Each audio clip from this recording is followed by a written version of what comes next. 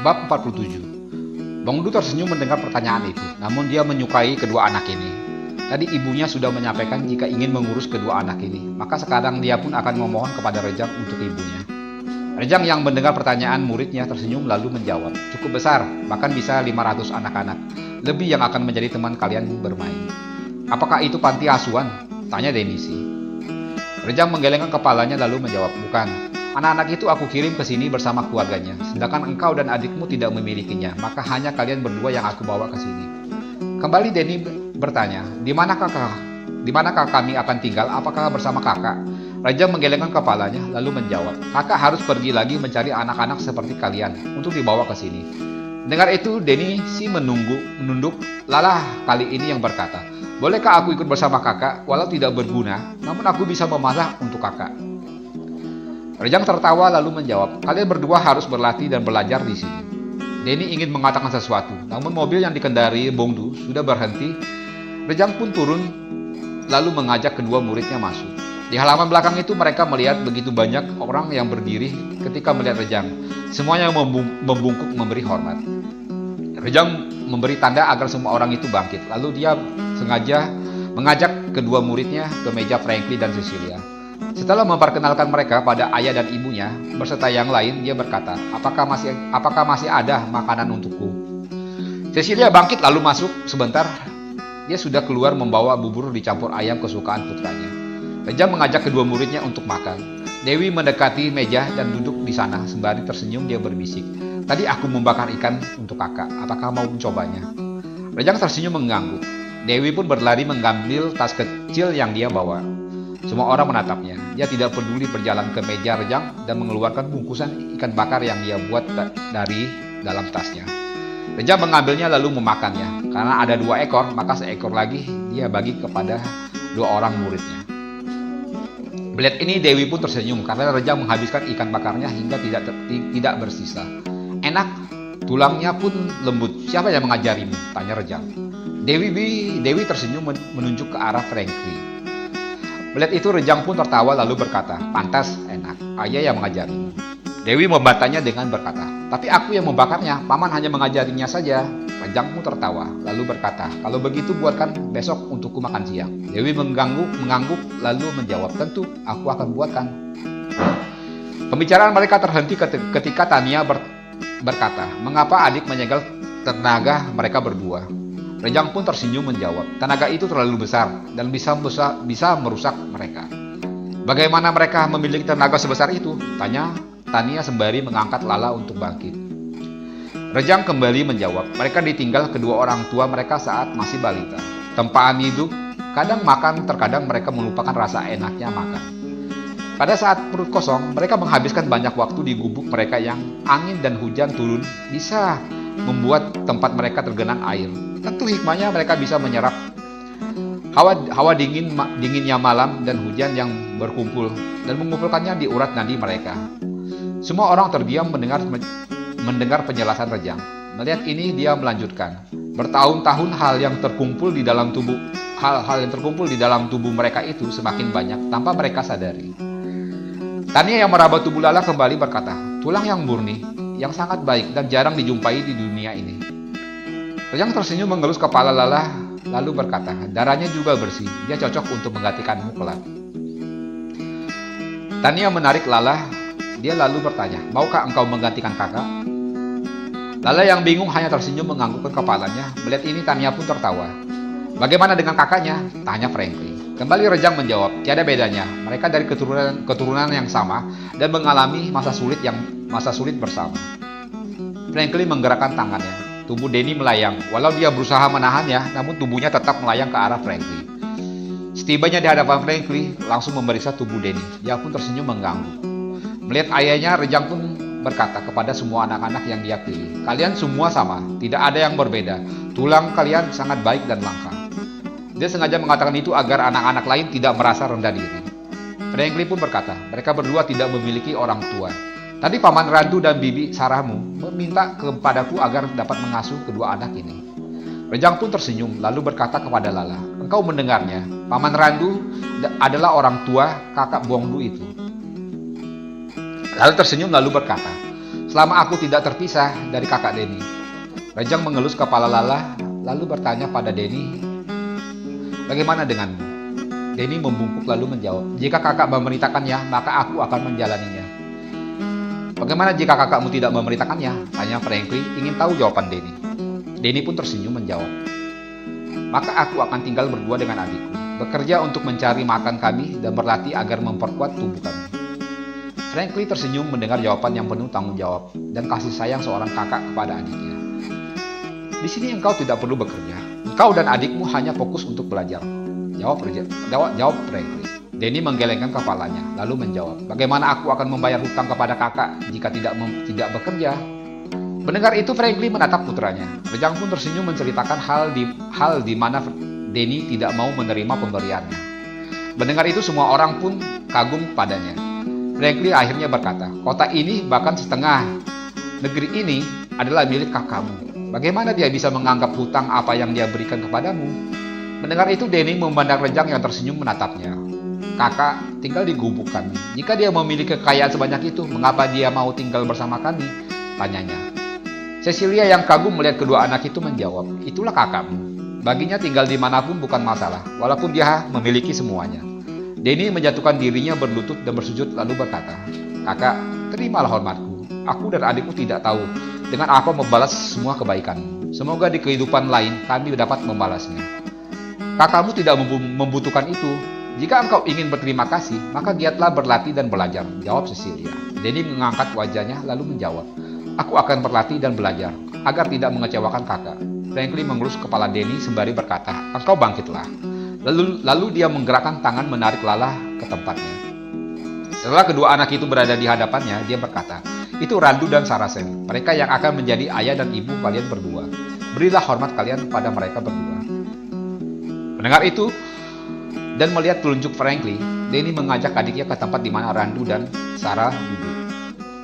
Ayah, ibu angkat, terimalah hormat kami. Denny berkata diikuti Lala adiknya. Randu berdiri mengangkat mereka berdua sembari berkata, bangkitlah, mari kita keluar untuk membeli pakaian kalian. Paman, mungkin mall sudah tutup, kata Tania.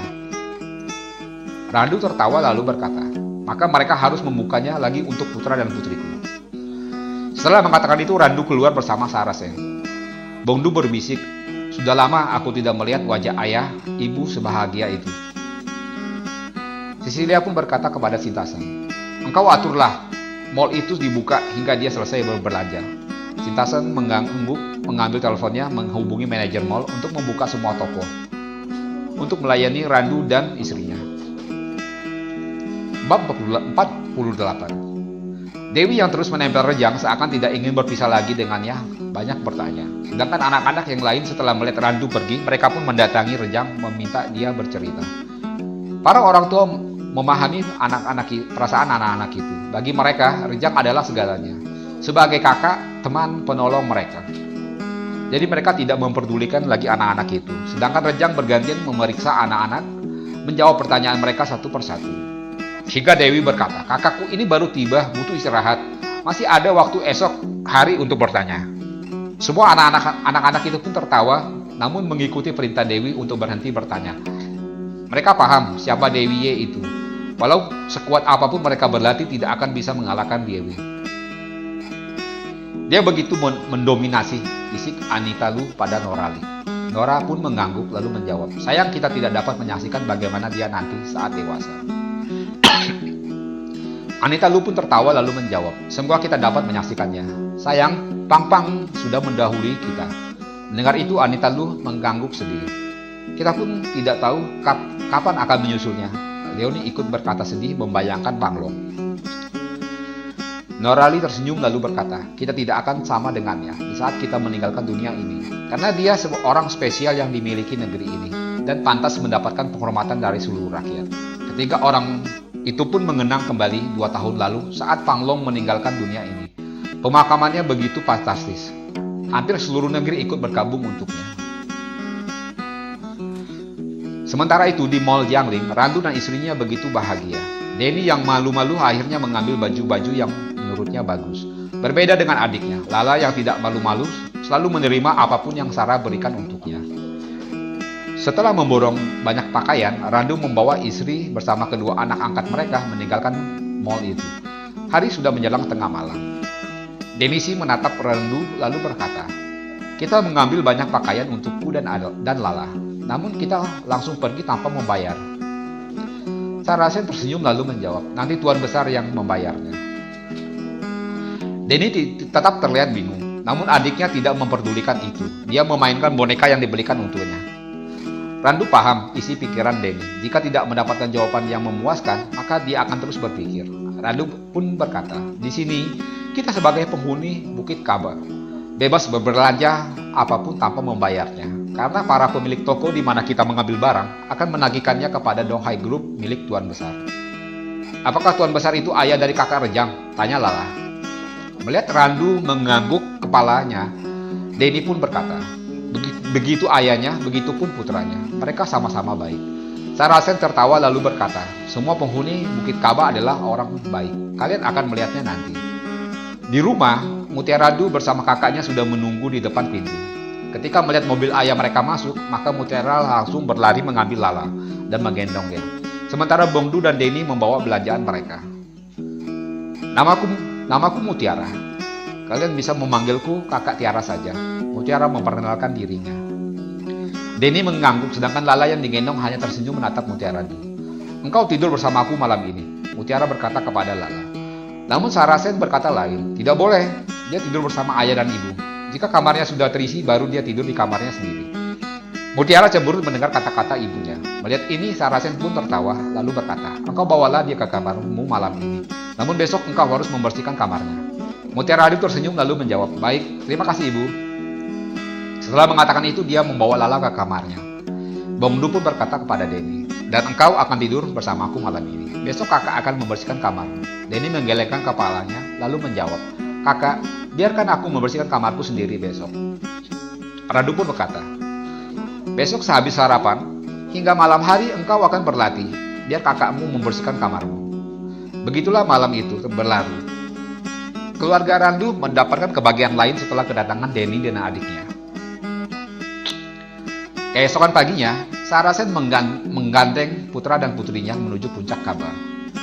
Setelah tiba di halaman belakang, sudah banyak orang yang duduk menunggu waktunya sarapan. Cecilia menatap Lala yang terlihat cantik setelah didandan oleh Sarasen.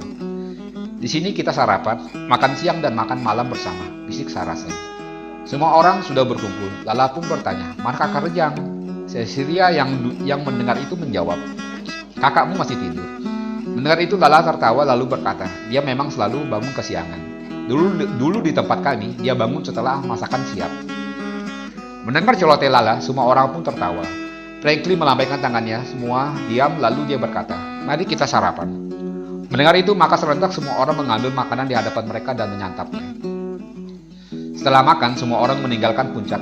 Anak-anak pun meninggalkan halaman itu masuk ke aula, di mana Tania sudah bersiap memberikan mereka pelajaran. Ketika matahari naik seperempatnya, maka anak-anak itu bersiap menerima pelajaran dari Mulandi. Denny dan Lala pun berada di antara anak-anak itu. Setelah mengenal mereka, kebahagiaan Denny dan adiknya tidaklah terkira. Saat makan siang, tiba semua anak-anak meninggalkan aula, kembali ke halaman belakang bersiap untuk makan siang. Seperti biasa, semua anak-anak berlari ke orang tua masing-masing. Begitupun Lala dan Denny berlari ke tempat Sarasen. "Ibu, tadi aku bisa menjawab pertanyaan Nenek Mulandi," kata Lala melaporkan apa yang dia lakukan tadi. Sarah mengacungkan jempolnya sembari menjawab, "Bagus, namun kau harus terus belajar agar bisa menjawab semua pertanyaan Nenek Mulan." Rejang yang sudah bangun berada di mejanya. Saat itu Dewi membawa ikan bakar yang dibuat tadi pagi sebelum berangkat untuk sarapan. Dia bangun sebelum matahari terbit untuk membuat ikan bakar itu, bisik Rianti pada Cecilia. Mendengar itu, Cecilia pun tersenyum menatap di mana Dewi melayani putranya. Di bukit itu tidak ada yang berani duduk di hadapan Rejang kecuali ayah, ibu, dan kakaknya. Kini ditambah Dewi saja yang berani duduk menemani dia makan. Setelah makan, maka anak itu turun ke kaki bukit untuk menerima pelajaran formal dari guru-guru yang memang dibayar untuk mengajar di bukit itu. Karena Dedi dan Lala tidak pernah sekolah, maka mereka duduk sekelas. Sarasen sudah menunggu mereka di depan sekolah di waktu selesainya jam sekolah, membawa kedua putra dan putrinya pulang. Ini masih ada waktu 1 jam lebih sebelum makan malam. Kalian tidurlah dahulu, nanti ibu bangunkan untuk mandi, perintah Sarasen. Kedua anak itu pun mengikuti perintahnya memasuki kamar masing-masing. Di waktunya, Sarasen membangunkan mereka, memandikannya lalu membawa mereka ke puncak untuk makan malam. Begitulah hari-hari yang dilalui kakak dan adik itu sama dengan anak-anak yang dikirim Rejang. Mereka melakukan aktivitas yang sama. Hari berlalu, di puncak Kaba semakin banyak orang karena murid-murid Frankly berdatangan bersama keluarga mereka. Hingga rumah-rumah yang dibangun di kaki bukit hampir terisi penuh. Melihat ini, tidak mungkin engkau mengadakan acara di Four Seasons, Frankly berkata kepada putrinya. Rejang yang berada di sana pun berkata, buatlah di arena balapku. Buat acara seperti pesta kebun. Mendengar ide adiknya, Tania pun tersenyum mengangguk lalu dia menjawab, itu ide yang bagus. Aku akan meminta Bibi Sinta mempersiapkannya. Serahkan padaku, pinta Rejang sembari tersenyum. Jangan lupa ya, subscribe dan komennya.